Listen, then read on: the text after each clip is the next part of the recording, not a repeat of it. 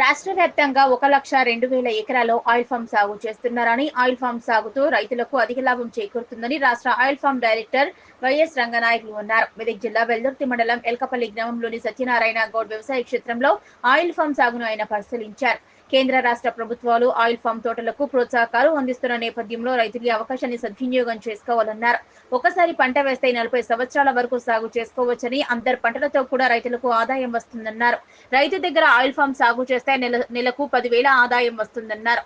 దొంగలు, అడవి జంతువుల కోతల బెడద ఉండదని, రైతులు నేరుగా పంటను ఆయిల్ ఫామ్ ఫ్యాక్టరీకి అమ్ముకోవచ్చని, రైతుల ఖాతాలో నేరుగా డబ్బులు పడతాయన్నారు. ఈ కార్యక్రమంలో జిల్లా manager Krishnarao, deputy major Ashok Kumar, రైతులు, జయరాములు తదితరులు పాల్గొన్నారు. మేము ఎల్దుర్తి దగ్గర సత్యనారాయణ గౌడ్ గారి ప్లాంటేషన్ చూడటానికి వచ్చాం. పామాయిల్ తోట చాలా బాగుంది. ముఖ్యంగా రైతులు చాలా శ్రద్ధగా చేస్తున్నారు. అలాగే ఈ పామాయిల్ తోటకి ప్రత్యేకించి కేంద్ర రాష్ట్ర ప్రభుత్వాలు ఇతోధికంగా సబ్సిడీలు ఇస్తున్నాయి.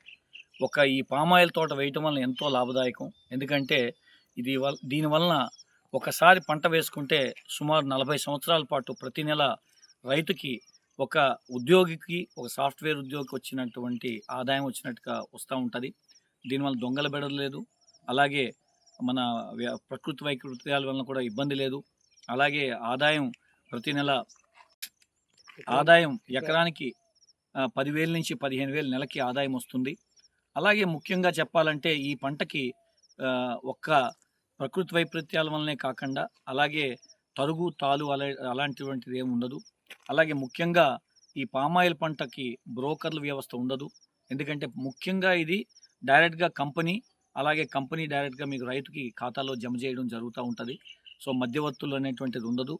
అలాగే పామాయిల్ పంటకి ఆదాయం పామాయిల్ పంట వల్లనే కాకుండా అంతర పంటల వలన కూడా 30-40 సంవత్సరాల పాటు అంతర పంటలుగా కోకో కానీ, లేకపోతే జాజికాయ కానీ, ఇతరత్ర పంటలు వేసుకుని ఇంకా లాభం పొందొచ్చని కాబట్టి రైతుల్ని కేంద్ర రాష్ట్ర ప్రభుత్వాలు ఎక్కువగా ఇస్తున్నాయి.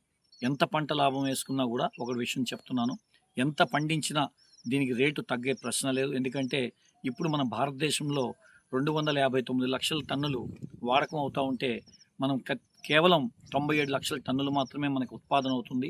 తద్వారా 1,31,000 కోట్ల రూపాయలు విదేశీ మార్గద్రవ్యం ఖర్చు పెడుతున్నాం. కాబట్టి రైతులు నిరభ్యంతరంగా పామాయిల్ తోట వేసుకుని మంచి ఆదాయం పొందగలరని ఆశిస్తున్నాం.